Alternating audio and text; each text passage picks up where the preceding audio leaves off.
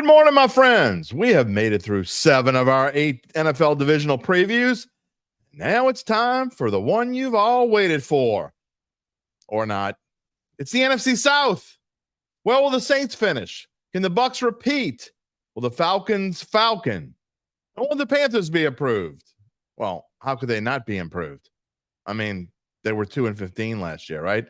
The Athletics' Larry Holder is here once again to help us answer these questions. Oh, and speaking of questions, we have just one after LSU's 5th straight opening season loss.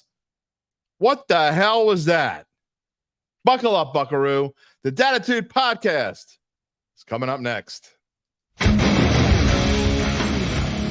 If you're looking for the latest scoop and in-depth interviews on the Saints, the NFL, the Pelicans, LSU, along with the best bets of the week, then lucky you. Along with high-powered, in-the-know guests who cover our teams, Jim Derry brings plenty of Dattitude. And he'll always tell you the way it is, or at least the way he thinks it is.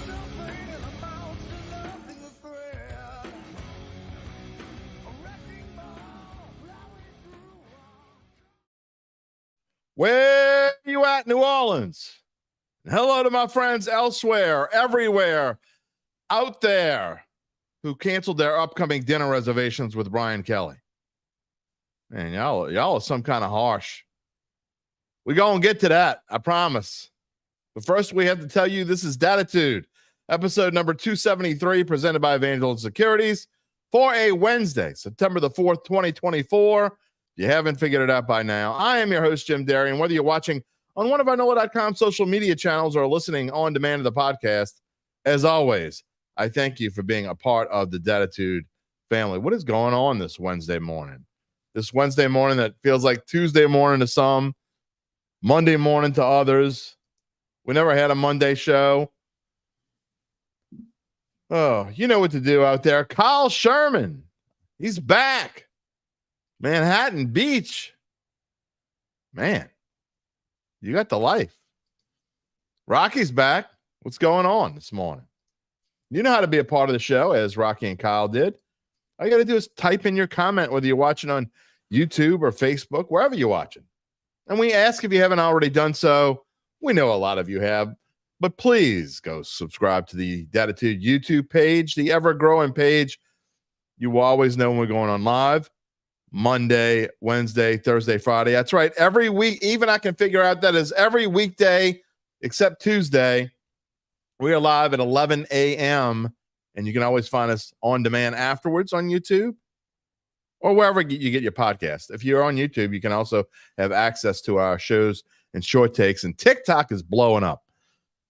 Gabe and I were about ready to give up on TikTok. All of a sudden, started taking off. I don't know what's going on there, but ticky-tocking it up. So you can find us there as well. You can get in touch with me on X at Jim Derry Jr. or via email. Jim Derry. No, I'm sorry. I don't even know my own Facebook address. jderry at theadvocate.com. Mike and Teresa Curtis, you're watching on Facebook. Go jump over to YouTube. Or you can wait till we're done if you want. Click on subscribe. We want our subscribers. We want our love. That's where most of our family lives. If you just watch every now and then, you might watch on Facebook. But the people who love us watch us on a regular basis or watching on YouTube. All right. I'm not joking about the whole look. I love Monday holidays as much as anybody. Don't get me wrong. They're fantastic. But the only problem with Monday holidays is Tuesday feels like Monday. And then actually this morning I woke up, I'm like, is it Monday? Oh, no, it's not Monday. It's Wednesday. It's weird. So it especially those first 2 weeks of the football season are always the toughest because you're trying to get back in that flow, get in the rhythm. How are we're doing shows different this year. The show is my job now.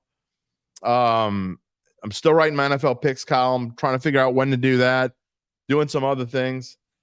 So yeah, first 2 weeks of football season, man, getting and rolling. A-Town is here. Good morning to you, sir. We're going to have a lot to talk about this morning. Of course, the main thing is the NFC South previews and predictions with Larry. He's coming up in about 10 minutes. He should be here. Gabe's going to come on in just a second. we're going to talk about LSU. And man, I saw so much. I got multiple emails, multiple people tweeting at me, and then I went and read X for some unknown reason, and people losing their minds. I mean, look, don't get me wrong. Brian Kelly did not do a very good job on Sunday night. There's no question about it. And overall, the defense is better. I thought the front line was great. I thought the linebackers played well, but the secondary is still atrocious. That's Kelly's fault for sure. Some of the play calling, I don't agree with a lot of the people out there. They're play calling it. You can't be so conservative. I thought it was just the opposite. I thought at the end they weren't conservative enough. USC had one timeout. We're going to get into that. I'm bringing Gabe in a minute, but I'm going to read a few little comments I have. I left my phone in the other room, but I had something that I wanted to share with you that I left on my phone. But anyway, so it's Monday. It's a Monday kind of day. Look, to show you what kind of day it was this morning, I put on my shorts. This is no joke. You know, the dog ate my homework. The dog ate part of my shorts. He likes to chew his bone and lay on the bed, and I'll leave whatever pair of shorts that I wore the day before. They were sitting on the bed, and they never got washed. I went to put them on. The dog ate his bone on my shorts. That's where we are today. That's how I woke up this morning on a Wednesday that feels like a Monday. It's not a joke. Teacher, I swear the dog ate my shorts. Man, what is going on here? All right, you know what? I'm going to tell you about my friends, and then I'm going to bring Gabe on. Because we got to talk for at least 8-10 minutes about LSU before we get to our NFC South picks. Where do we have the Saints? Where do you have the Saints? When we get into that, I want you to tell me. I know a lot of your predictions already, but you can tell me again if you've already told me. It's okay. Rocky, I know you think the Saints are going to start 3-3. I don't know that you've ever told me what you think they're going to do for the season. They start 3-3. They're going to have a really good year, I think. I don't want to jump ahead of it, but we got to talk about LSU first. Before all that, let me continue the story about our friends at Evangeline Securities. Many of you have heard me tell you that they are a company that can help you decide whether it's the right time to sell your business. And just as importantly, they can help you figure out what that business is worth. For many who are running a family business, it might be a decision y'all have been thinking about for a long time. If that's you or someone who is near and dear to your heart, have them reach out to Evangeline's founding and managing partners, Nick Braden and Ron Hemel. They will maximize the value for your family-owned and privately held business. They do that by first scheduling a complimentary valuation. It doesn't matter if you're Brian Kelly, they'll help you. Nick wasn't happy about Brian Kelly the other night, but he would still help Brian Kelly. That's who they are. Nick and Ron both grew up in New Orleans, and after some time at them big-time business schools, and then the hustle and bustle of New York City, they came home to help the people who need them and the people that they love. They have offices on Poydras Street and in Lafayette. More on them later in the show before the predictions of the NFC South. But in the meantime, you can check them out at www.evangelinesecurities.com. All right, y'all are jumping ahead of me. That's okay. I'll show them now. Maybe I'll show them again later. Malcolm, I'm not sure. Hashtag Denbach. Am I supposed to know what that means? I don't. Gabe, if you know what it means, let me know. Shaking his head no. Rocky says if they start 3-3, they fine. I guess that means they fine. He says they finish 10-7 if they finish 10-3.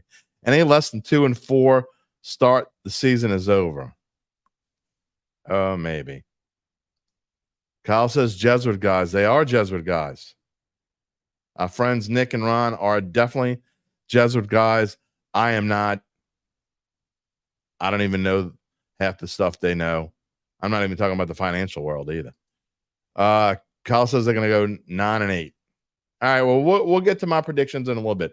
Got to talk about LSU, and so let's bring in Gabe here this morning because I know he's got some thoughts, and then I'm going to share some tidbits what I got from fans, I guess fans, whatever you want to call them. What's up, Gabe? Wednesdays with Gabe.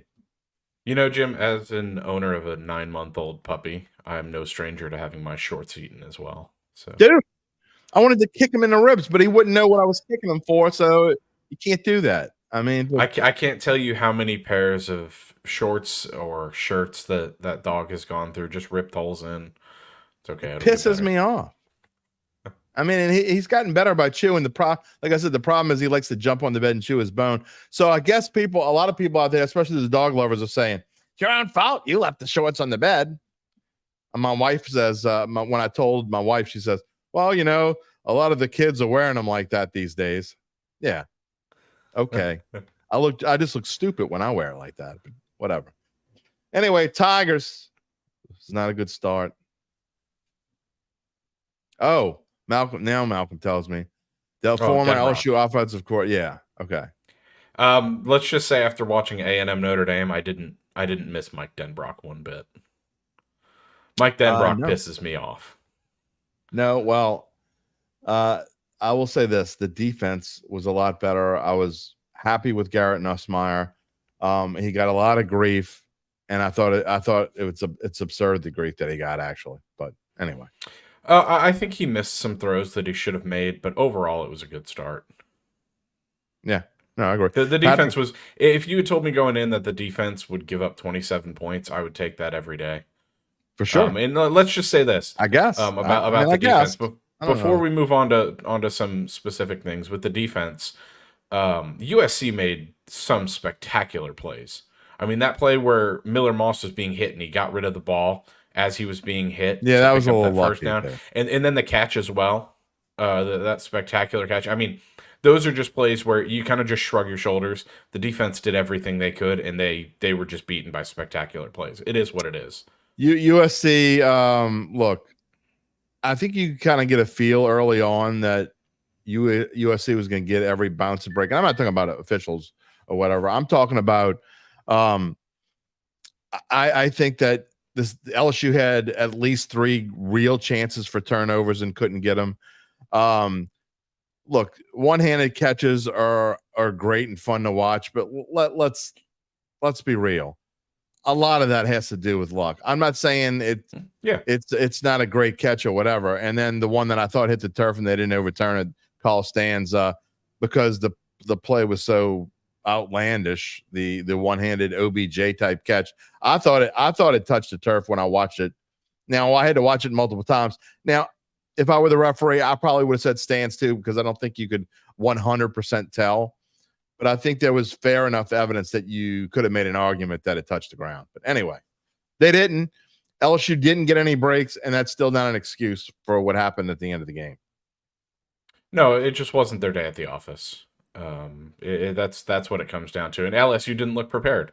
And at the end of the day, comes down to Brian Kelly. But at the same time, I also think you saw the inexperience of Joe Sloan as a play caller. Yeah. I mean, there were times in this game where I was like, what the hell are you doing? I mean, everyone was grilling Nussmeier for the missed throw to Aaron Anderson with a few minutes left when they were down 3. I think they should have run the ball there. I looked at my friends at that point, and this is going to be a reference that not everyone's going to understand, but the true LSU fans will get it. I looked at my friends and I said, where's J.C. Copeland when you need him? Line up in the I formation and run the damn ball. Yeah. I think LSU shouldn't have passed there. I think they should have, even down 3. You're in the red zone. You should have just run the ball. I think the offensive coordinators looked, they looked a bit flustered when it was 2nd or 3rd and short. They just didn't know what to do. LSU, and I mean the evidence of that, LSU got inside the 15 3 times. They came away with 6 points. That can't happen. And again, at the end of the game, look, I don't understand why they weren't just running the ball. And again, it's the opposite of what most people are saying. Most people are saying they were conservative. They tried to throw it a couple of times when if you run it twice there, instead of throwing it, at the bare minimum, if you don't score a touchdown, you're still going to kick the field goal. You force USC to use their timeout and the clock run and another 40-something seconds runs off the clock. So instead of 140, whatever they had left to go down the field, they would have had a minute. And I think that they play it differently because Laken Riley did a lot of conservative things, which is in his nature. So I think I'm not saying LSU would have won the game, but I do think almost certainly would have gone into overtime had they run the ball there at the end. And and we would have seen what happened in overtime. I don't know. We don't know, but we'll never find out. So yeah, and the run game wasn't great. USC's defense was vastly improved. I'll say that. Got to give them credit where it's due. USC's front seven, especially, was spectacular in this game. I agree. I mean, night and day compared to last season. I think both defenses were. But at the end of the day, LSU struggled to run the ball. But in the second half, especially when John Emery entered the game, you really got to see that offensive line getting a bit of push and really wearing down the defense. And that's what I wanted to see. That's what I thought the difference would be. And LSU just didn't go to that. No, I agree. But we'll see how it goes from here. All right, Gabe, we will talk to you tomorrow when I get your best bet of the week. Absolutely. Looking forward to it. See you then. All right, Gabe Henderson, again, coming up on the show in just a bit. Larry Holder will be on any minute now. I expect him in the green room. Well, you know what? Gabe, real quick, can you send Larry Holder a link to the show? It's lholder@theathletic.com. So he can't come on if I don't send him a link. Anyway, Gabe will take care of that. All right, it gives me a little time to talk a little bit about LSU. Before we do, though, let me got some comments, and I know most of these. I know. Give the man look, Larry. I need a link. I told you it was Monday. It's Monday on a Wednesday, right here. We got a couple Saints comments I'll show. Patrick, run it right behind Trevor Penning. Sure, why not? They're gonna have to. He's number one on the depth chart, in case you haven't seen the depth chart. By the way, we'll talk about this probably on Friday. But there was like people getting their panties in a wad. Can I say that on the air? I just did. Panties in a wad over the depth chart that the Saints released yesterday. And the number 2 quarter. Who cares anyway? I keep talking about it, so I guess maybe I do. But the number 2 quarterback, in case you haven't seen it, it says Jake Haener or Spencer Rattler. People are losing their mind. Kyle, yeah, I hear you. Arthur, Dennis Allen will not be here next season. Arthur, that is a bold prediction, my friend. Not wow. What do we think the odds are that Dennis Allen? Anyway, I'm getting ahead of myself. We got to talk about LSU still. Look at those numbers for Garrett Nussmeier. In case you're listening to the pod after the fact and you can't see my screen, you're just listening. 30 of 39 for 308 yards, 2 touchdowns, and interception. And the interception was the desperation at the end, so that doesn't even count. I mean, those are pretty good numbers. There were people bitching and moaning about Garrett Nussmeier. Get yourselves checked.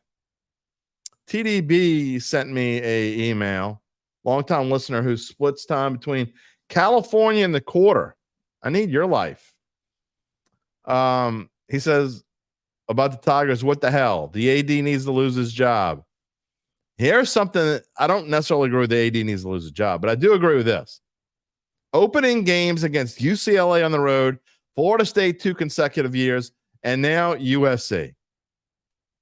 Go open against Army or Murray State to open the season. I agree. Look, I know people will say, and Gabe shaking his head in the green room. I know people will say that when it comes down to it, you need to do such and such and such and such to make the playoff. BS. If you're 10-2 at the end of the season, nobody's going to remember who you played in the first. It doesn't come up. I promise you. Doesn't matter. If the Alabama beat Western Kentucky, what was it, 63-0 or whatever? No one's going to care that it was Western Kentucky. That's one less real game they have on their schedule. No one cares. I promise you. Guess who LSU opens up against? I don't agree with this. I mean, you look at the schedule. Next week they play Nichols. Why don't they open up with Nichols? If you're going to play Nichols, just open up with them. Why do you have to play a USC first? Guess who they play next year? Do you know? You're right, Rocky. It is all about the money. There's no doubt. I get that it's all about the money. But you know they play next year?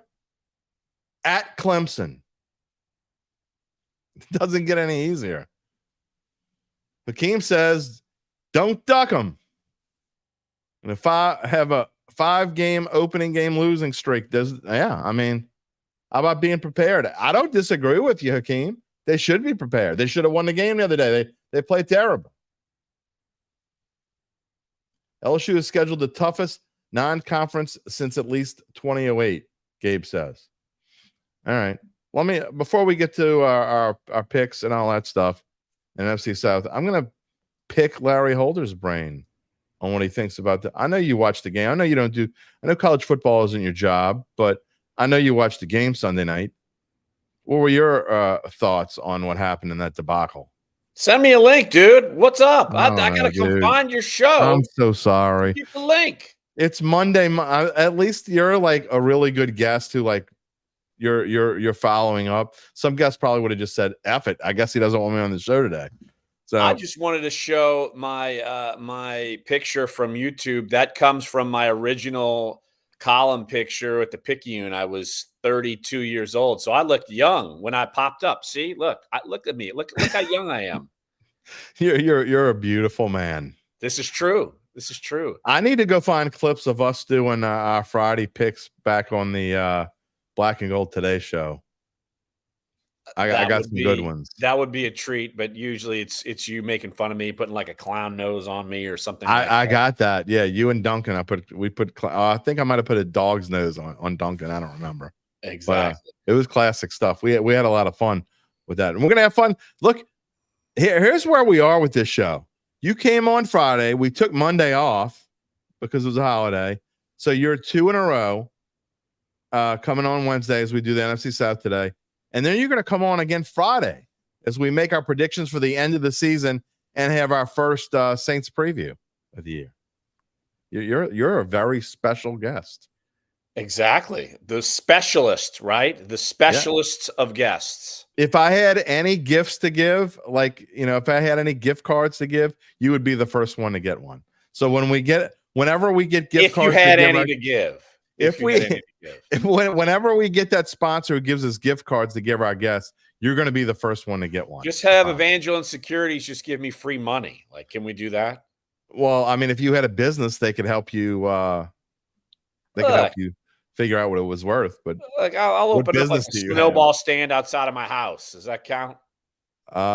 Yeah, I guess. I'll give you their number. You can figure it out after that. All right. Let's pick your brain real quick because we do want to jump to the NFC South, but just your thoughts. And are you, I mean, fans are losing their mind saying Brian Kelly's seat is getting super hot. His seat's not getting hot. His seat's not, I mean, they could go 8-4 this year. He's not going anywhere. I'm not saying they will go 8-4. They might, but they could go 8-4 and his seat's not going to get hot. What is wrong with people? Look, he could sit on a seat, no problem. Now, if they go, like you said, if you go 4-8, then that's different, right? And then fire the AD, get out of here. LSU's like one of, if not the biggest brand in college sports. Give me 100%, please. 100%. That's just fans being reactionary. Now, were there meltdowns in that game? Absolutely. Penalties.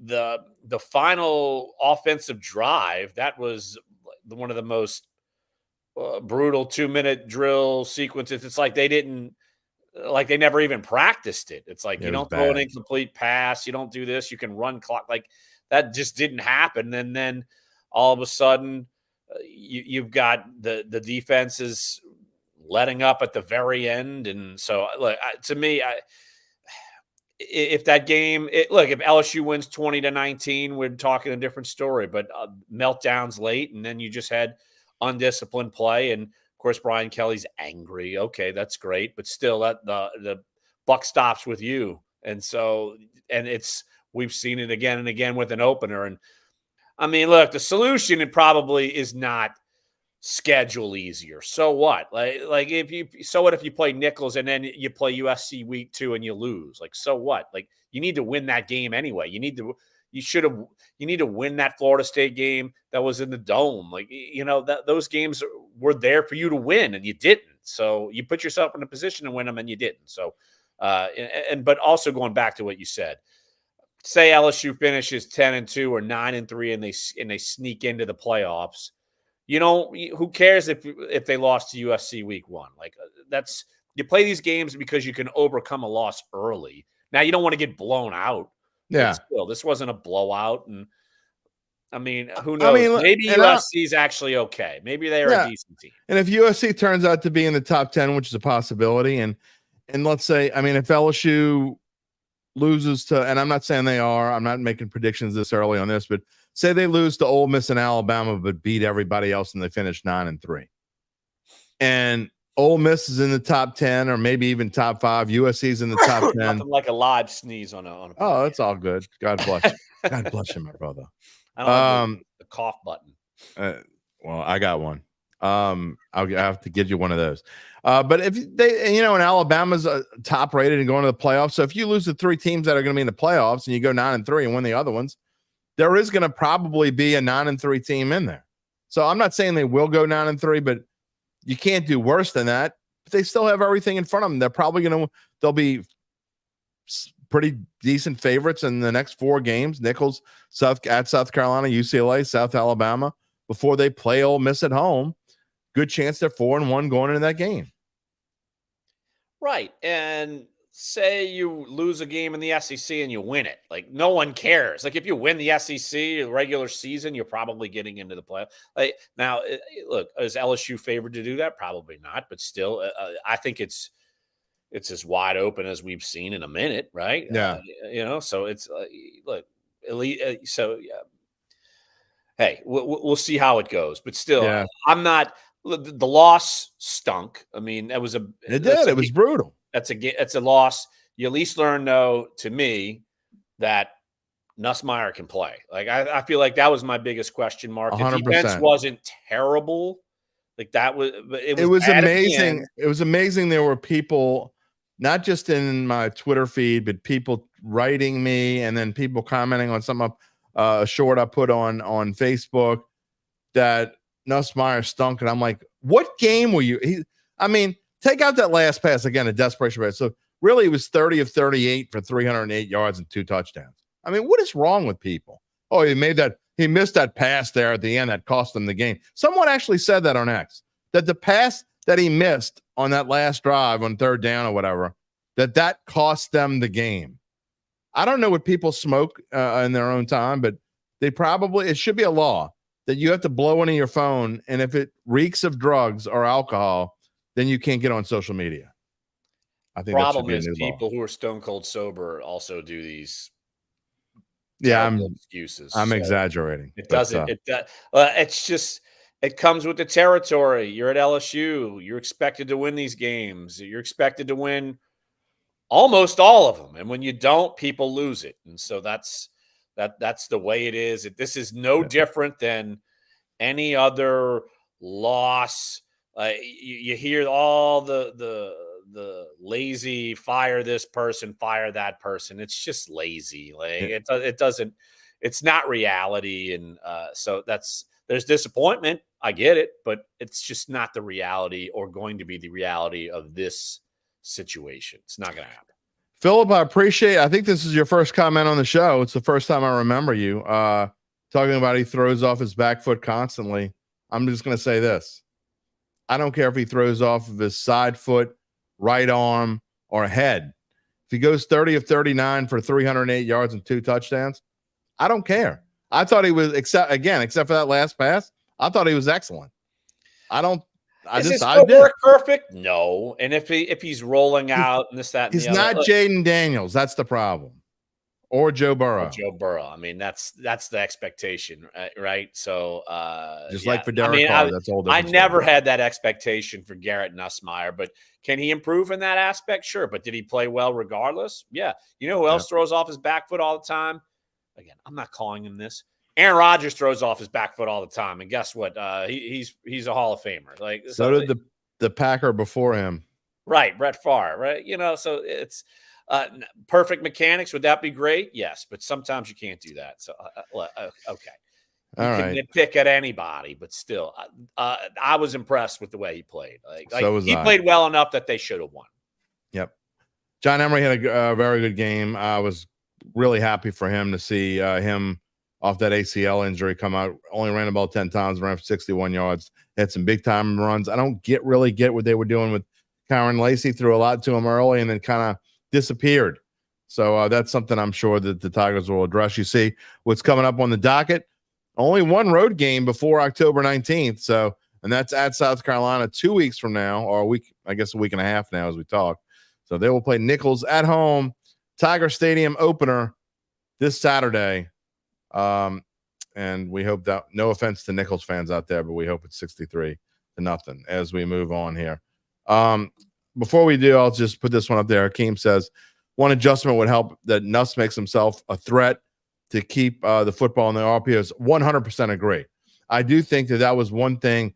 He's doing these RPOs, and the whole left side of the line, he could have ran, even if he's as slow as me, could have ran for 10 yards. I think he needs to run every now and then. It was clear to me that he was under a directive not to run. That's the only reason why you don't run on some of those wide open over there. So he seems like athletic enough. I think here's the thing. You probably see more of that maybe against Nichols. Like you try it out and see if you can do it and that sort of thing. But that's hence why you should start against the Nichols.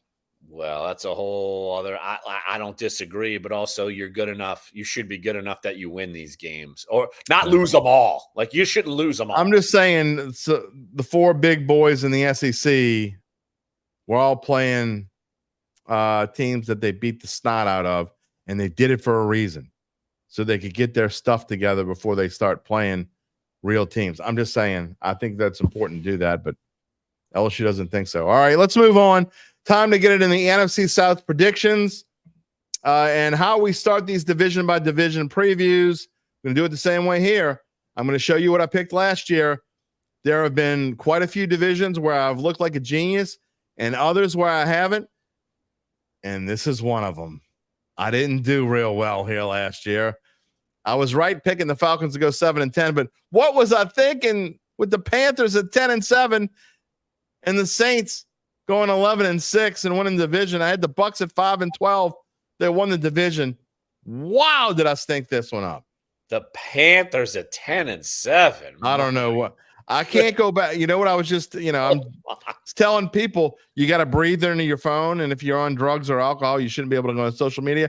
I apparently shouldn't be able to pick games unless I breathe into my computer or something. That's pretty bad. I get the Bucks pick because we all thought they'd stink, but that was very ambitious for the Panthers. Yeah. Very ambitious. And obviously, I let our colleagues and friends that do the same things we do get into my head, because I was originally going to pick 9-8 for the Saints, and I changed it literally the day before I made my prediction because I let them get in my head. Spoiler alert, I'm not letting them get in my head this year. All right, anyway. So who's we're going to get in your head at this point? I don't know. There's a few people who are still out there. I'm not going to mention the fanboys and that do podcasts and whatever. They're out there. There's probably a couple. I didn't read Jeff's prediction column from local. I'm not media. Mentioning a single name. I'm sure there's a couple that are wearing the black and gold sunglasses. Let's just say there's about 5 or 6 fanboys out there, and at least 3 of them I consider friends. So I'm definitely not saying any names. All right. Let's go team by team the way we do it in alphabetical order, except in this case, I'm going to save the Saints for last. Let's start with the Atlanta Falcons, who are them dirty birds, are the favorites to win this division. And there's a reason why. I say forget everything you see on the right side of the screen in those 6 red boxes showing you their rankings for last year, because I don't think those mean a thing going into this year. Well, we know offensively it's vastly different. Look, Kirk Cousins seems like he's ready to go. The Michael Penix controversy, great in the offseason, not really going to exist unless Kirk Cousins struggles. I don't anticipate him struggling. I think he'll be the best quarterback in the division. Of course, that is within the division, relatively speaking. But still, that's an upgrade. I mean, that's an obvious upgrade from what they've had since Matt Ryan has been gone. So you anticipate the offense will be better. I like their offensive line. You're going to see more Bijan Robinson. They're going to be certainly more creative with him. And they even got better at wide receiver. I like them adding Darnell Mooney. Yeah. Drake London's going to get involved. I expect Kyle Pitts to be better. Breakout. Just look at what Kirk Cousins was able to do with TJ Hawkinson, and I'm sure he's going to look to do the same thing with Kyle Pitts. So, look, I think offensively, this team's going to be better. I wouldn't have said it 3 weeks ago that the defense would have been much better, but you make two big acquisitions, actually getting one of the better pass pressure players in the league in the last few years with Matthew Judon, and then you add Justin Simmons. You're markedly better than you were at the start of training camp at defense. No doubt about it. Look, everybody, as we go along, if you want to make a prediction on whatever team we're doing at that time, feel free to do so. I didn't solicit that for the other divisions, but the NFC South, I'd like to get your thoughts. I know a lot of people think the Falcons going to Falcon, and they might. I'll give you my prediction in a minute, but I want to get your thoughts on Raheem Morris. To me, he's similar to Dennis Allen. He had a chance to be a head coach previously. He wasn't very good at it, I didn't think. He's a great defensive coordinator. He went to LA and did a great job as defensive coordinator again, and now he's getting a second chance. Why is he any different than Dennis Allen? Well, in his resume, he's not, but maybe Atlanta feels like he needed and deserved another chance, and maybe he brings a different mojo. I don't know, but I think that's a fair comparison. I don't think there's any doubt that is a fair comparison, just because of how Raheem performed as a coach with Tampa. I mean, that's I get it. So yeah, I think that's a hire where you think, okay, if there's one team that was going to hire Bill Belichick, it would have been Atlanta. I know they were interested, but that did not pan out, and they went with Raheem instead. And do I think Raheem Morris can be a good head coach? Yeah, I do. It's similar to how I looked at Dennis Allen when he started with the Saints. Like, couldn't Raheem succeed here? Yes, I do think so. So he's got to prove to me that he's still Dennis Allen, if that makes any sense. Like if they just kind of stumble and meander, and I think the comparison is fair. But can he succeed in Atlanta? I think he can. Well, we'll find out soon enough. I definitely think he has better pieces around him to start. For him, he's got a more viable quarterback. Yeah. They're adding viable pieces. Like, that is the difference than probably with what Dennis Allen had. I mean, he started, without a quarterback really, and then he added one who is not as good as Kirk Cousins. I mean, he's just not. He's like what and what, I think. I don't know. Derek Carr's ceiling is Kirk Cousins. Kirk Cousins' ceiling I think they both have is maybe, I don't know, not much higher than Kirk Cousins. I think they're like the same quarterback. Really, I really do. Exactly. Derek Carr is Kirk Cousins light. Yeah, no, I don't think light. I think they're the same. Light. I don't know. You're not. I'm not. Sorry. I'm not getting off that. I've stuck to that, and I've seen no reason why I should change. Gabe says Kirk Cousins is closer to Jared Goff than Derek Carr. I think Jared Goff. Look, I don't like Jared Goff either. So okay, I think Jared Goff is highly overrated. I was thinking Goff. Highly overrated. He's had great receivers wherever he's been. He's had outstanding, fantastic receivers, and last year had the best offensive line in football. Jared Goff's highly overrated. So I don't think he's high. Well, how high do you rate him? I think that's the question. Brian says they're interchangeable. So somebody agrees with me. Kirk Cousins every day over Derek Carr. All right. Well, we can agree to semi disagree or really disagree, whatever the hell you call it. All right, I do want to talk about their schedule because it's definitely worth pointing out here. Their over under win total was 10. All the people talking about nobody in this division is going to win 10 games. Well, Vegas thinks they're going to win 10 games.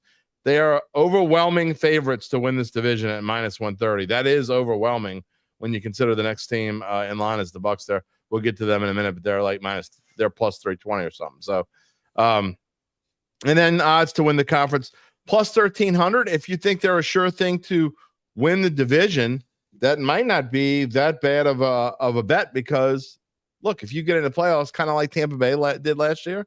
They didn't win the conference, but man, They would have been a great bargain, a great value to have. Now, I want to talk about their schedule because after their first 3 games, which is tough enough, they're favored this weekend at home against the Steelers. Okay. At the Eagles, and then home for the Chiefs. Obviously, 2 very tough games. But then you look at this schedule, and I'm going to make a prediction here, a quote-unquote bold prediction. I think at some point in this season that these Falcons are going to win at least 6 games in a row, maybe more, because it is the easiest schedule in the NFL. And if you're listening to the podcast and you can't see the schedule on the left side of the screen, after Chiefs, it's home for Saints, home for Bucks. 4 of their first 5 games are at home. No, I think I messed that up. Don't look at the ads. I messed up the ads. I forgot to go back and fix that. But anyway, I know 3 of their first 4 games at home. Steelers, then at Eagles, Chiefs, and Saints. Those are home games. Then they play the Buccaneers, the Panthers, the Seahawks, the Bucks again, Cowboys, okay. Saints, Broncos, Chargers, Vikings, Raiders, Giants, Commanders, Panthers. It doesn't get any easier than that. That's easier than the Saints schedule from last year. Well, I guess that's because the Falcons got the 3rd place schedule. So technically they got an easier schedule. And look, they could go on a run certainly at the end of the season. It depends on where the Chargers are. Are the Broncos viable? Those are some bad teams there at the end. I mean, think all those teams after the bye week. Now, look, the Commanders. Hey, in Jaden Daniels, we trust. Why not? But look, it's definitely set up for them to be able to go on a run late.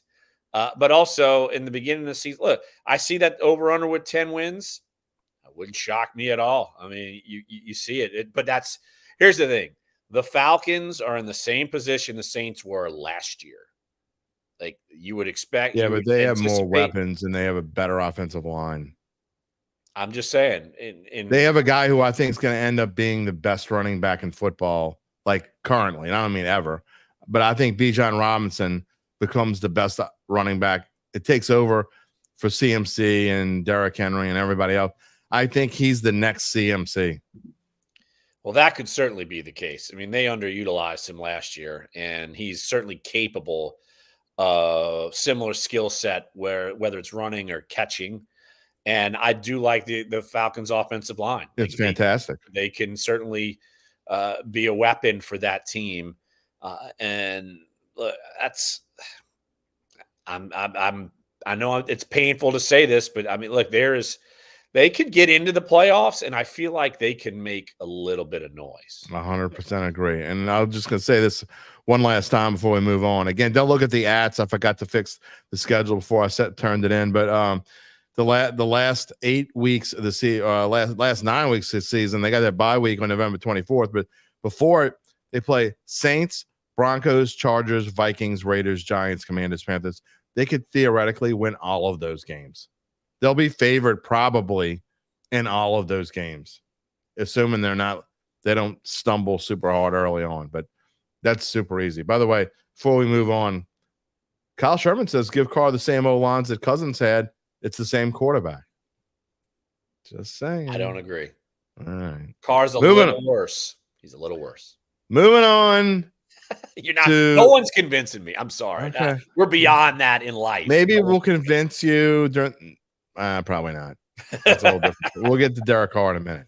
All right, moving on to the Carolina Panthers. New coach and Dave Canales, and they need to spark up their offense because you can see it right there on the right-hand side of the screen. They were 32nd out of 32 teams in passing, and they were 32nd overall. So they bring in an innovative, I would say, offensive coordinator who they think can help turn Bryce Young into an NFL quarterback because he didn't look like one last year. I don't see them having a viable running game right now because their top running back is not playing. At least the one they hope would be the top running back with Jonathan Brooks. Yeah, but they got Chuba. They can keep Chuba. They can keep Miles Sanders. They can keep them all. Where they did get better, and my colleague Joe Person at The Athletic wrote about it today, and I actually helped on that story, and I talked with Drew Brees about their philosophy.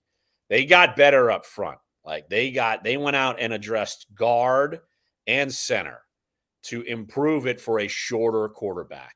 And so that is if there is a sticking point to give them any kind of hope with improvement, it would be that. Like with Robert Hunt and Damian Lewis and Austin Corbett, like they at least have a plan to try to get Bryce Young a little bit more time, have him feel a little bit more comfortable in the pocket. And there's at least a plan there. Now, defensively, they traded away Brian Burns. They probably didn't get good enough compensation in my eyes. They added Jadeveon Clowney, who's coming off of a big year with the Ravens, but that's with the Ravens. And he had a big year. He had a big year before that with the Browns. Again, that's with the Browns defense. Like, this is different. Like, he's got to be the guy in Carolina. So, yeah. Can he stay healthy again? That's hard to believe. He has the last couple of years, which is why he keeps getting nice deals, but they're all 1 year prove it deals. I mean, when you get to that point, you're not consistent enough. You're not getting long-term deals as an edge rusher. So, so their defense is, look, I think they're awful, but it's not great. I think their offense takes a step up. I'm not, obviously you can't take a step down when you're the worst in the league, and your record was the worst in the league. They had some heartbreaks last year. They should have been 4-13 or 5-12. And I know but still, that's double what they had. I'm just saying, look, I think this team's going to be better. I don't know how much better, but that gets into over under win total is 5.5, which would be a major leap from where they were last year. It starts off at the Saints, Chargers at home, at Raiders, and then it gets tough. Bengals at Bears, Falcons, and then maybe a little bit easier at Commanders, at Broncos, Saints, and a Europe game against the Giants before their bye week. And then the last half of the schedule, I'm not going to even read it because it's super tough. So if they have any chance at all to be better enough to have, a 7 or 8 win kind of season, they better get a lot of those wins early on because it gets super tough. I don't know. I expect a lot of improvement out of this team. I do. I think you're right that the defense maybe takes a step back, but I just think I can't believe that Bryce Young is not better than what he showed me last year in his rookie year.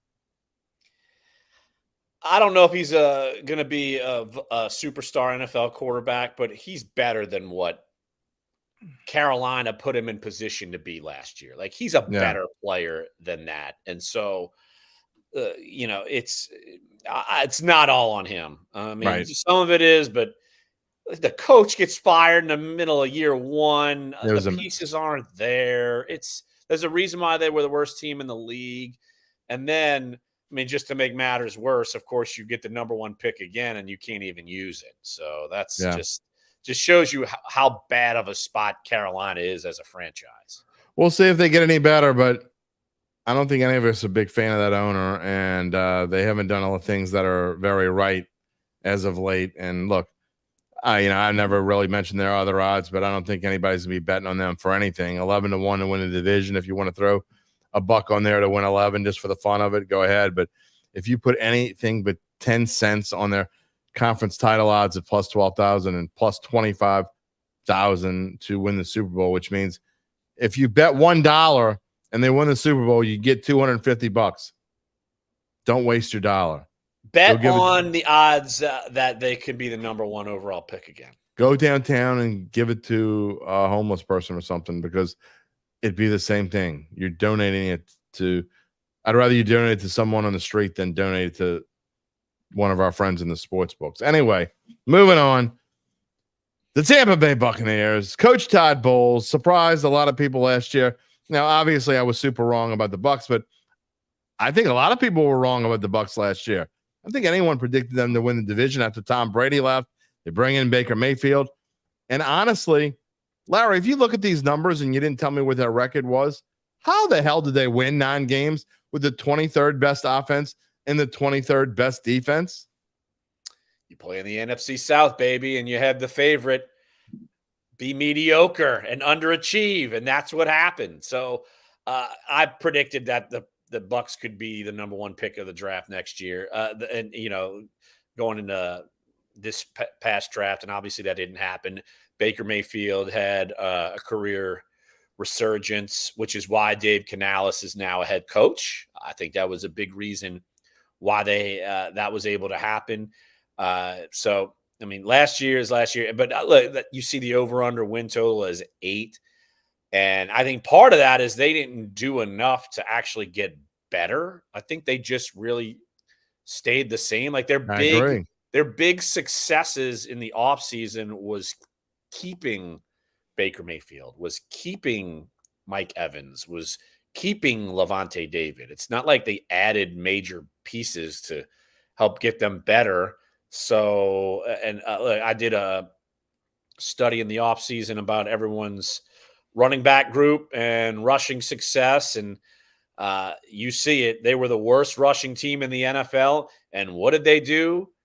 Basically kept the same offensive line. Rashad White's back.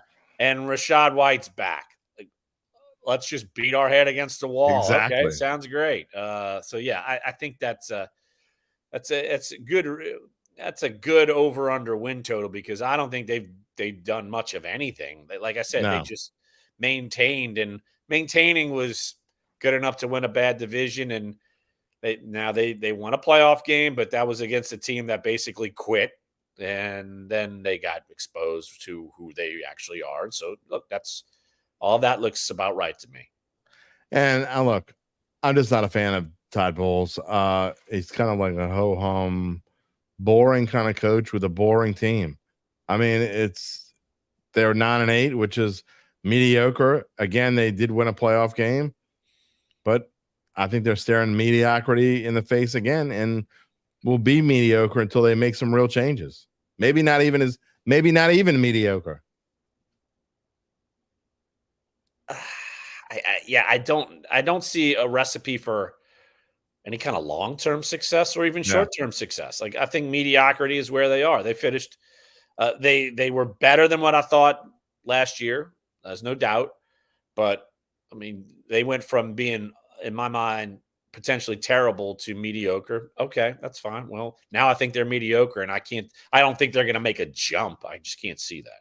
I wouldn't put 1 cent on anything on this team. We go over the odds. As Larry said, over under win total is 8. I think that's about right where it should be.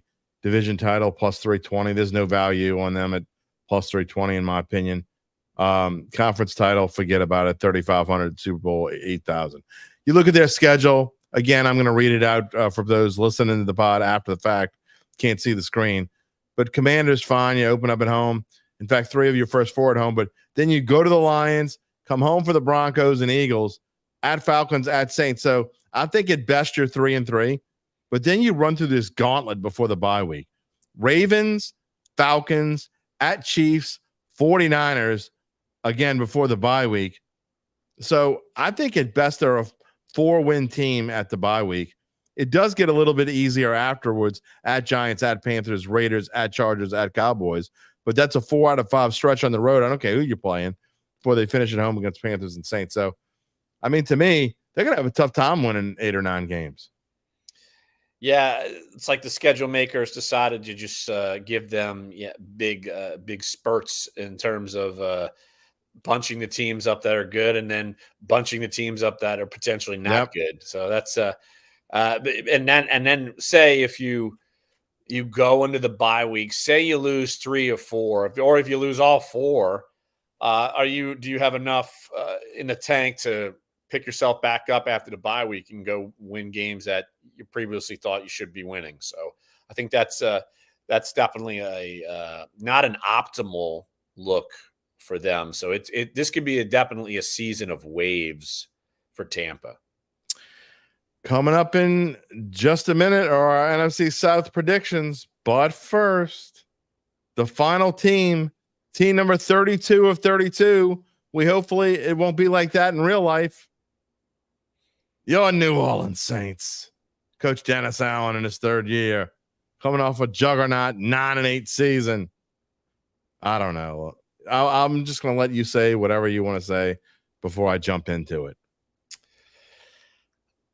I think everyone sees where my direction is pointing with this team, but still, look, if they are they good enough to win 10 games, like I almost feel like, can you go through the schedule and say, oh man, how many wins can you realistically give this team every week? I And they're think the supposed to absolute have like one of the feeling. easiest schedules in the league. Yeah, that's not easy. No, I don't think it's super easy, because I'll just go through each team and I'll just say, all right, Go ahead. I'm going to chalk up a win for sure. Panthers, I'll chalk up a win. At Cowboys, not doing it. Eagles, not doing it. At Falcons, not doing it. At Chiefs, not doing it. Buccaneers, I'm not even giving it a guarantee. Broncos, I'm not giving it a guarantee. Chargers, I'm not giving it a guarantee. Like Panthers, yes. Falcons again, no. Browns again, no. Rams again, no. Giants, yes. Commanders, maybe. Packers, no. Raiders, yes. Bucks, no. Like I probably named off 5. Yeah, I mean, look, well, that's 5. You think that? So, I mean, you're basically saying the floor is 5.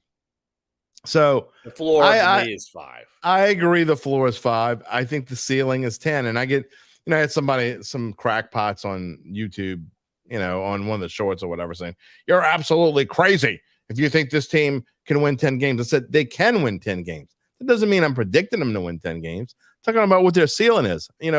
Rocky, who is a regular on the show, says they're going to start 3-3. If they start 3-3 with this schedule, I think they do win 10 games. I just don't think they're going to start 3-3. Michelle doesn't like it. I'm not. Look, this isn't a fanboy podcast. We tell you on this show what we think, what we really think, not what we want to happen. And Larry might not give a rat's patoot whether they win or not. But I'm just saying this show is more fun. No, you really don't. I mean, but it's more fun to cover a team that's winning. Makes our job easier when they win. Yeah, for sure it does. And more people want to come in and have fun with I like the general happiness of the city, so it's cool if they win, but it doesn't. That's the thing. When you're covering the team and you've been doing it as long as I have, I mean, it just is what it is. But you're right. Here's the thing. Like the ceiling can be a real thing. Like they can win 10 games. Like, can they beat the Falcons? Yeah. Can they beat Tampa? Yeah. Can they beat the Broncos? Yeah. Chargers? Yeah. Panthers? Yeah. Can they beat even the Browns? Sure. Think because if that offense isn't great, sure. Can they beat the Rams? Sure. Can they beat the Giants? Sure. Can they beat the Commanders? Sure. Can they, Packers at Lambeau? No. They're not. I'm not like they can win a lot of these games. I just think there's far more toss-ups than you feel comfortable with. Look, I think one thing I want to get out there, because I know there are people here's my prediction for what's going to happen, at least early on. I think the offensive line is going to stink so bad. There's a reason why they're ranked 32nd by PFF. And I think the distance between them and 31, which is the Seahawks, is like as much as the difference probably between 31 and 21. It's like not even close to 31, in my opinion. Like they could have 4 good weeks, and I don't even know if they jump up to 31. But so what I think is going to happen is I think the offensive line is going to stink so bad. Maybe they'll make changes, maybe they won't.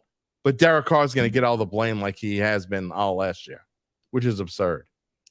I don't know any quarterback who might succeed behind this offensive line. Like I think that's a fundamental issue. Like it doesn't matter who it is, or maybe Mahomes, because he can move around, and Jalen Hurts, maybe Kyler Murray, maybe.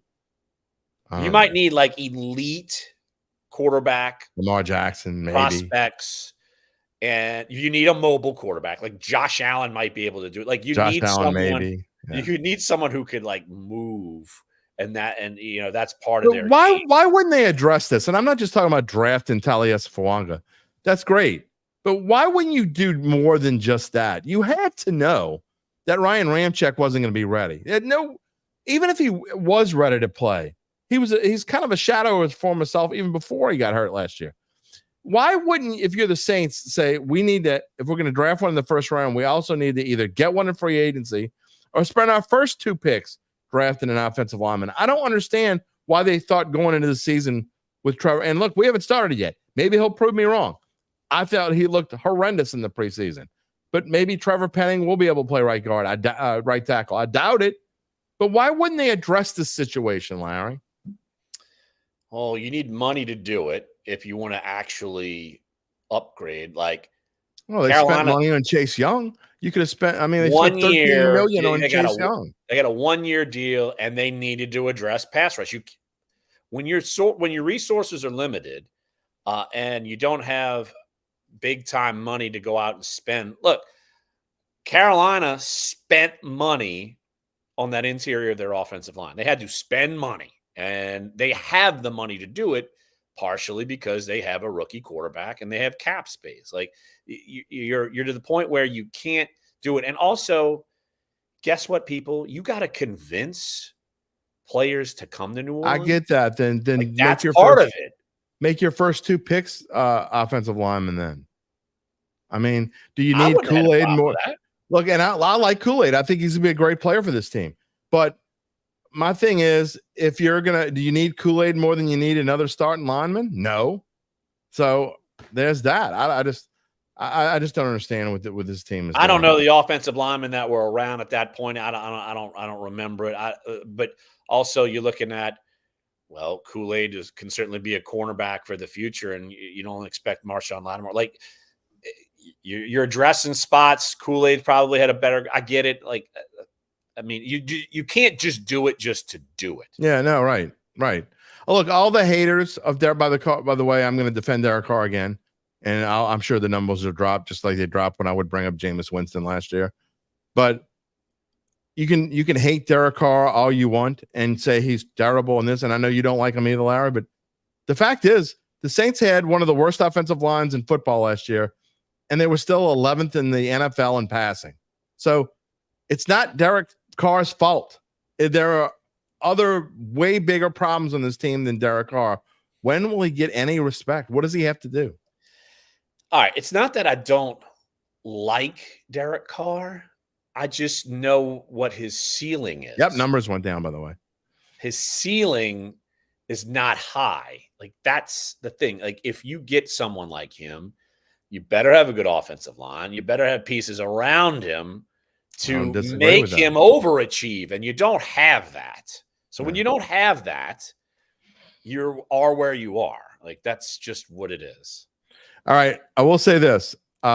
If Chris Olave stays healthy, could be a big year for him. We don't know what's going on sticking with the offense. Alvin Kamara still doesn't have that contract done. I think this is it. I think this is the last year for Alvin Kamara. I think he's going to play it out, and they're going to let him go, and he's going to move on and go somewhere else at age 30. But what do you think, other than offensive line? We're not going to harp on that anymore, and we're not going to talk about Derek Carr anymore. Tell me the other pieces of this offensive puzzle. Can they be 14th or better again in offense this year, considering what we've already said? I fear no. I think they could be middle even of the with pack. Clint Kubiak. I mean, they got to get creative. Like, what if they're using Taysom Hill at running back? Maybe that might work. I mean, I'm serious. You're going to see that. Maybe that might work. But the fact that you got to do all these creative things, like, you don't have the pieces. That's my eternal Taysom Hill argument. Like, the great teams don't need to be creative with some player that you don't feel good about putting in a single position. Like, you don't, like, that doesn't happen. Like, you're having to do that because you don't have a number one receiver and you don't have, like, or a number one running back or a number one tight end. Like, you're having to do that. Like, so it's not gadget anymore, I guess. Though, it's when you're desperation to me. Yeah, like, you need Taysom Hill to be awesome at all these positions. Otherwise, because you're deficient everywhere else. Yeah, I hear you. I do think that Kubiak will make a difference. I don't know, though, if it shows up in the rankings. So look, we just talked about the Bucs, who were 23rd in offense and 23rd in defense, and somehow won the division. The Saints went 14th and 13th and didn't win the division. So, and moving on, if the Saints offense stays 14th or is like 16th, that defensive number needs to be about 6 or 5, and then they can win a division, and then they can get 10 games. Like, that has to be the side of the ball that carries them. That's how we segue. That's called a segue, ladies and gentlemen. And I didn't even know it. SEGUE. You move right into the defense, and I think I'd be shocked if that, unless they're just on the field all the time, which is possible. but I'd be shocked if that number doesn't drop from 13th and get better. I should say the number dropped to, I don't know if it's going to go to like 5th or 6th, like you're talking about it needs to be, but I think they're much improved on defense. And really, even though I was saying they shouldn't have spent $13 million on Chase Young, they should have spent on an offensive lineman. Maybe it was Willie Gay. I love Willie Gay too. They need an offensive lineman. But that being said, with what they have, I think Chase Young, barring injury, which is a big if, big barring, I think Chase Young could be dominating this year. I think Willie Gay adds a whole lot to your linebacking core. And look, other than maybe one safety spot, I think this defense maybe is as good as any other defense in the league. I don't mind them spending the money on Chase Young. I don't. You needed better pass rush. And that's the strength of your team. Like, why not make that actually more of the strength of your team? And that's the thing. Because guess what? If you don't get him, who's rushing the passer? It's not gonna be Cam anymore. Right. Granderson's steady Eddie. He's probably gonna get you 8 or 9 sacks. But Chase Young was coming off of his best year last year. And he was doing it in Washington when he was playing with Montez Sweat, and then he gets traded. And then, but he had a better pass pressure rate with Washington than he did with the 49ers, but also you go to a better team and yet they have better pass rushers. So you can't get the pressure every time. But you have Bosa and you have Hargrave, and that is a good team, but he still played well. His numbers were still very good. So he's coming off of his best year. And so when you add that up, the only thing I don't like about the defense, I don't love the interior. And if people can run on them, I actually think Brian Bresee is going to have a much improved season. I know, it's easy to say sitting here, and I'm trying not to be over positive because I was over negative on quite a few things, but I think Brian Bresee is going to end up being the most improved player on this team. That's fair. Look, I think he was a good player and a good pick when they picked him. It's hard to stand out as a defensive tackle in year one if you're not Aaron Donald. Right. That's right. Or like Quinnen Williams, and he wasn't even great. I could go on and on. It's hard to stand out immediately at defensive tackle in the league. Dattitude. I think that's he could get better, but still, look, when they struggled is when people ran on him. That's absolutely the they got to be better at stopping the run, because especially that counteracts your strength, because your pass defense and your pass rush, you want that to your secondary is your strength, and you want your pass rush is going to improve. So it's almost like you better make sure they get him into passing situations, because then that defense can thrive. And just looking, Bijan, Saquon, Pacheco early on, Chargers actually have quite a few running backs. The Browns, Nick Chubb will be back by then. Rams, Kyron Williams. So, they've got quite a few running backs that are going to have to play. Josh Jacobs. It's going to be certainly not going to be any kind of picnic going forward for the Saints. We'll see. We're going to give our predictions in just a minute. Dattitude podcast here on this Wednesday morning. Larry Holder, NFL writer for The Athletic, is with us as he is for all these prediction shows. And after this, we'll go back to our regular schedule and Larry every Friday going forward during the football season. All right, before we get to our predictions, I don't even know if Larry knows what he predicted because he sent them a while back. I know who I predicted not to win a division. I know who you predicted not to win the division as well. Let me finish telling you how Evangeline Securities can help you figure out what your family or privately owned business might be worth and whether it's time to sell. How do they do it? Well, after their complimentary valuation of your company, if you decide to proceed, native New Orleanians Nick Braden, Ron Hemelt, and the folks at Evangeline will begin an extensive auction process from established private equity funds from around the world. They will maximize the return process for the founder and his or her family. Our predictions for Evangeline is that they'll be 17-0, and you'll be lying on a warm beach in February. Forget about the Super Bowl being in New Orleans. Evangeline Securities is the top producer on their platform. There are very few companies like them, none with their dedication and success. They are fully licensed and ready to serve you. So get in touch with Nick and Ron about what's really important the rest of your life. You can find them at www.evangelinesecurities.com. And Larry Holder is going to buy himself a snowball stand so he can give them a call eventually. I don't need to buy one. I'll just put one out, get an ice block. There you go. Go stand out in the front lawn with an ice block. I love You know it. what would sell more? Ice block shots, after Love after some games. I think it's great. All right, it's prediction time. Dun dun dun. What do we think the Saints are going to do? Not very well. Larry and I are pretty much in lockstep here. The only difference is he's got the Bucks going 6-11. I got them 8-9. Other than that, we're pretty much right on line. I actually think the Falcons, because of what I told you, Larry, we'll get to the Saints in a second, but because of what I said, and I know people out there, Falcons going to Falcon. How can you predict? You cover the Saints. How can you predict the Falcons to win 12 games? Well, I think that they're much better, and I think their schedule is just incredibly easy, especially the last half of the year. They might win their last 8 games. So if they go 5-4, that's all they really need to do. Or 4, even 4-5, they might win. They could still win 12 games. So anyway, that's my thinking process. And then we both think the Saints 7-10. I can't with that schedule, Larry. I just can't pick the Saints to have a good season because I think it starts rough.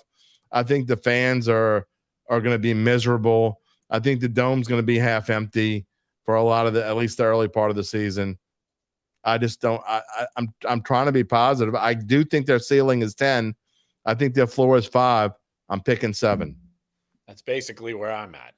I just feel like I think this is going to be a season where the Saints will have to make the hard decision at the end. It's time to move on from the coach. It is time to go draft a first-round quarterback. And I agree wholeheartedly. You almost have to, in a sense, tear it down. They resisted this temptation for so long. I mean, if they finish 7-10, that is what you have to do. Like, you have to do it. And it's not going to be easy because they're still not in a great shape cap-wise. They're not starting from scratch there. So, but we're there. Like, that's the thing. And I just have a bad. I picked 7-10. Look, there, and I don't know if there is an optimistic side of me. Trust me, I know it doesn't come out all the time, but that optimistic side keeps telling me they're going to win 10 games. They're going to win 10 games, and I'm like, I'm just not buying it again. I bought into it the last 2 years, and I listened to the hype. And I don't usually get influenced by hype, but for some reason I did with this team. And I'm just going with logic this time. And logic tells me that with that schedule and you bring in a new offensive coordinator, and that's great. And I hope it works out. Again, I want to talk about a winning football team, not a losing football team. But I'm just telling you what I see. And what I see is this actually goes – it could be worse than 7-10. It could go south. I don't think it'll go worse than 7-10. I don't know, man. I think they could go 8-9. Like, that's the thing. Like, I'm not predicting them to go 10-7. I just need to see it to believe it with a pass rush. I need to see it to believe it with the offense. And so, yeah, and I do think that you used to have a good home field advantage, and I just think they don't anymore. Fans need to see it to believe it, and I think agree. There's a lot of apathy. And I can't blame them. I can't blame them. Right. Right. Look, I saw something on Chris Franklin was talking about the hurricane predictions and how these overblown hurricane predictions, 19, 20 storms, yet we've had basically 2 months without a storm. And so how their prediction is wrong. But they did say there could be a lull this year because La Nina or whatever. And I'm thinking, well, you can just predict whatever you want and just, and then later on you could say, but I did say they could win. I like 10 that games. Chris Franklin. I did say that imitation. That's good. I think you should send it to him. I'll send it to him. Maybe he watches the show. I don't know. I love Chris Franklin actually, but he was trying to take up for the Hurricane Center. And I'm just saying, in other words, fans, Hoodats, Saints lovers, or Saints haters for that matter, predictions are often wrong, as I showed you at the beginning of this whole segment. Yeah, they're often wrong. I picked them to go win the division last year, and they didn't. So, and I did too. Right. All right. Well, a little preview as we go off this morning, Larry. We will be here on Friday. We'll be making our final predictions for what we think is going to happen at the end of the season for the NFL season. We'll tell you who. We already told you our division winners, but we'll recap. We'll go by the standings and tell you who we think is going to the playoffs. I hope you have my standings. I have your standings. Thank goodness. But I need you Friday. You're going to make a Super Bowl. I'll tell you what. You're going to make a NFC and AFC championship game prediction, and then we're going to make a Super Bowl prediction as well. I've turned those in to the Athletic, and I think that when do they come out? Tomorrow. So Perfect. I'm locked in. Perfect. We'll do that. And as you see on the slide, if you're watching live or later, you're watching, this is the screen you'll see for much of Friday's show. Excuse me. Because we're also going to be previewing Saints and Panthers on Friday. Tomorrow we'll be talking about LSU, and we'll also be talking about we're giving you our best bets. So anyway, we'll have a lot of fun. I will see you on Friday, Larry. All right. Should be a party as always. Thank you, sir. All right. Before we go out, I just want to give you a programming note again, because we're into our regular schedule now. So every weekday, Monday through Friday, except Tuesday. So Monday is going to be just me giving you a recap of what happened on Sunday with the Saints, assuming they played on Sunday, which is just about every week. You see in the schedule there, they play a Thursday game on October 17th. That October 7th game is a Monday night football game. So we'll have weird schedules that week, and then we'll worry about December 23rd when December 23rd happens. So I guess we're having a show on Christmas Eve, or maybe I don't know how we'll figure that out later. And then on Wednesday, right now, my plan is, and I didn't do it this week, but my plan is to try to get someone from the enemy, someone from the other side, at least to come on and talk for 10 minutes and maybe have a second guest as well. Maybe even do a little bit of prep football. We're going to see how Wednesday's kind of up in there. And then Thursday is our picks day. That's when Gabe will come on and give you his best bet. And then Tom Casale, Uncle Big Nick, and myself will all give you our top 5 picks of the week, NFL and or college. I'm going to be mostly NFL. I will tell you right now, about 90% of my picks are going to be NFL. Tom's going to be about half and half probably, and Uncle Big Nick will be about 90% college football.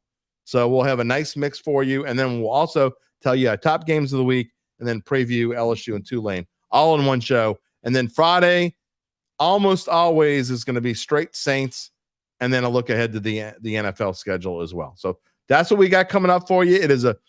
We got everything, and it's from our point of view. It's not going to be some dry, boring, monotone, give you hope when there's not hope and tell you they suck when they don't suck.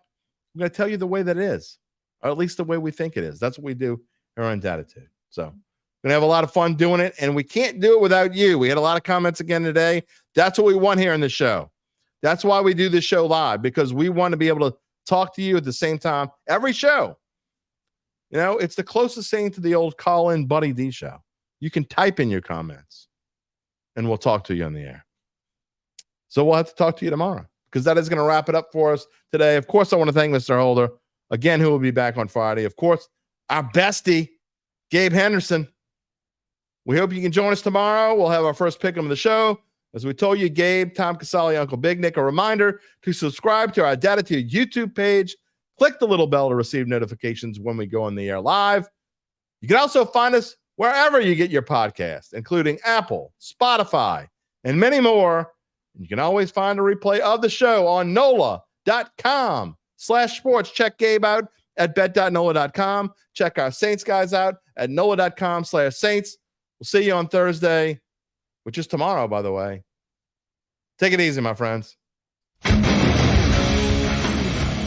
If you're looking for the latest scoop and in-depth interviews on the Saints, the NFL, the Pelicans, LSU, along with the best bets of the week, then lucky you. Along with high-powered, in-the-know guests who cover our teams, Jim Derry brings plenty of Dattitude. And he'll always tell you the way it is, or at least the way he thinks it is.